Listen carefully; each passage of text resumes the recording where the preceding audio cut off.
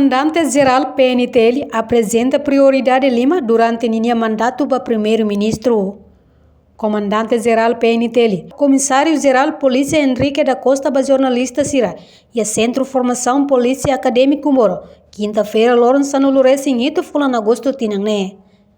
Comissário Henrique da Costa atou uma prioridade de Lima, basefi governo Kairala Sanana Guzmão, no PNTL tinha prioridade irakne, orientação do primeiro-ministro, no neho de hareba plano ação anual ne, no mos junta ba ia Ministério Interior niang. Kita prioridade, 5 prioridades que lema durante a havasuna manzrania mandato se implementa tinha todo nelar de 2023 até 2026 e as 5 prioridades que lema que a gente apresenta vai a socializa do nosso patrão ele acompanha e também prioridade irakne foi organização socialista para turune prepara vai também plano ação anual e nós junto vai